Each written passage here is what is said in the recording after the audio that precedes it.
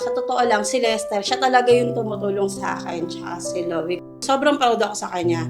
Kasi from the start nakita ko as in, yung sa wala talaga kami, zero, hanggang sa ngayon, sa 10 years na, sobrang proud ako sa kanya.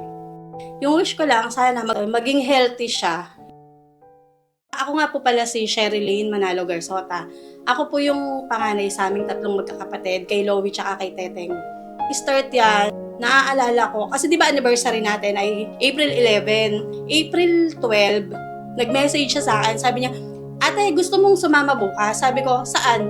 Actually, nung time na yon, jobless ako, tapos sabi niya, may event ako bukas. Actually, hindi pa nga event yun term niya noon. Sabi niya, may host ako, sabi niya, dun sa anak ni Ma'am Mabi, dun sa dating manager niya sa McDo. Tapos sabi ko, sige, ano bang gagawin ko? Sabi niya, magbabalon ka. Balon? Hindi ako marunong magbalon. Tapos sabi niya, basta ako magbabalon, tapos iaano mo lang, yung ibubuhol. Tapos yun yung ginawa namin, di kinabukasan, April 13, event kami nun sa Chateau de Paris. First time ko yun, kasi wala akong alam sa mga event na ganyan eh. Kasi yun, sinama niya ako nun. Tapos, siya kasi yung host nun, tapos, yun nga, gumawa kami ng 2 pillar na balloon. Yun talaga yung ginawa ko. Yun, nagbuhol-buhol lang, pero ang sakit pala niya sa kamay, mahapde. Yun talaga yung masasabi ko na namulat ako nung araw na yon sa mundo ng events. Last year lang yon, nagkasakit siya.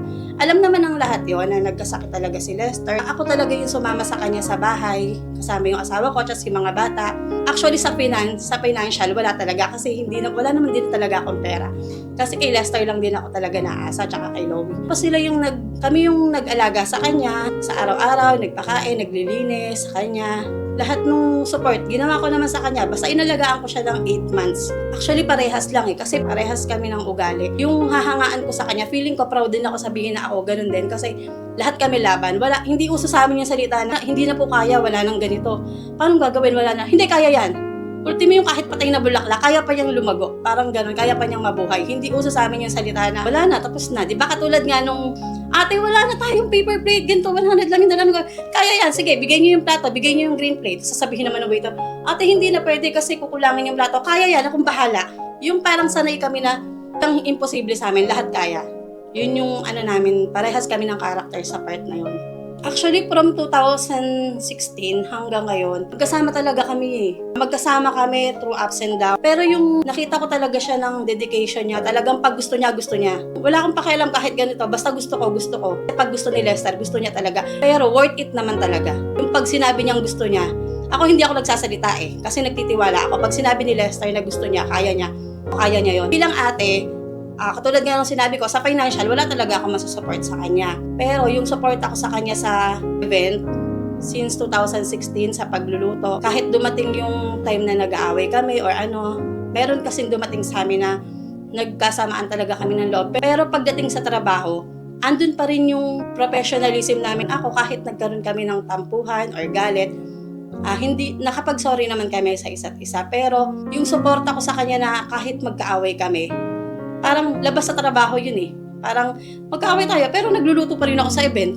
Pero hindi kami nag-uusap. Nabigay ko talaga yung support ko sa kanya. Kasi kahit magkaaway kami, talagang tinutulungan ko pa rin siya pagdating sa negosyo niya.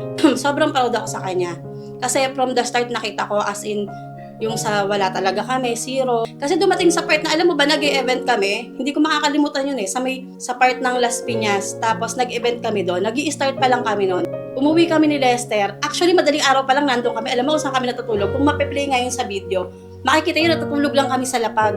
Tapos nakabalot lang ako ng tool kasi malamok. Siya din, ganun din. Tapos uuwi na kami noon. Nakapag-event kami, nairaos yung event, pero uuwi talaga kami walang pera. Tanungin niya pa ako, nasa bus kami, ate, kasya pa ba yung pamasahe natin? Tapos ako naman nagbibilang ng coins. Mula sa nag-start kami doon, hanggang sa nakita ko na lumalago, nakakapagpundar siya ng gamit. Hanggang sa ngayon, sa 10 years na sobrang proud ako sa kanya. Wala naman ako ibang wish kasi parang lahat nasa kanya na. Tapos halos lahat din na-try niya na. Lahat nasubukan na namin. Yung wish ko lang, maging healthy siya. Yun lang naman Kasi pag healthy si Lester, ang laking bagay para sa akin. Hindi lang sa akin, tsaka sa mga tao na natutulungan niya.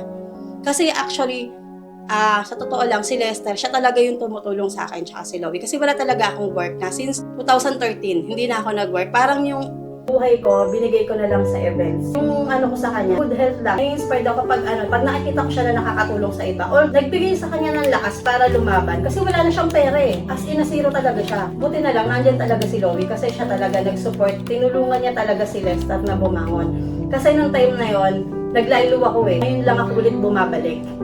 Actually, kahit sa event, naglaylo ako, nagluluto ako, pero naglaylo talaga ako.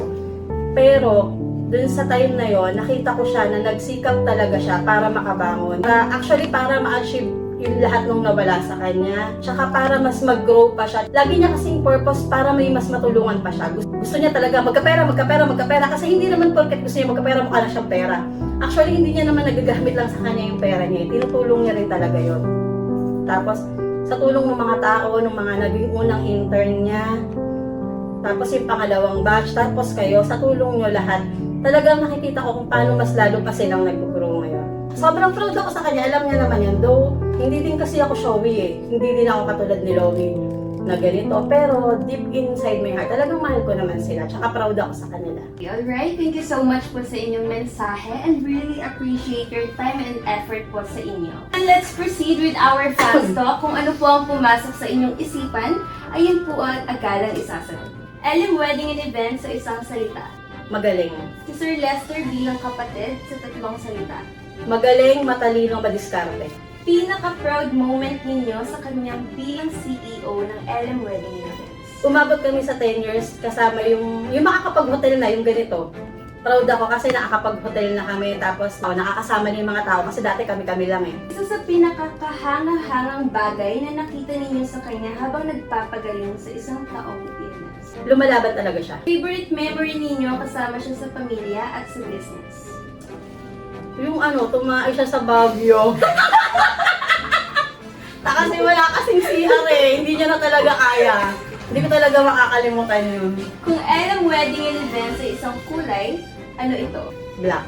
Kung si Sir Lester ay isang salita sa gitna ng challenges, ano ito? Matapang. Ano ang pinakapaborito ninyo sa journey ninyo sa LM Wedding and Events? Pag nakakapunta kami sa iba-ibang lugar kapag merong mga prenup, Sa isang pangungusap, paano ninyo inilalarawan ang dedication niya sa team and sa mga clients? sobra niyang sinusupport. Lahat yung mga ultimo sa mga intern, sobra yung suporta niya. Ano ang isang salita o mensahe para sa 10th anniversary milestone ng LM Wedding and Events? Cheers on 20 years, wag lang 10 years, hanggang 20 years at marami pang years. O bilang kapatid, ano ang pinaka-inspiring na bagay na nakita mo sa kanya sa lahat ng pinagdaanan? Hindi siya sumusuko talaga. Halos parehas naman kami. Hindi talaga kami sumusuko.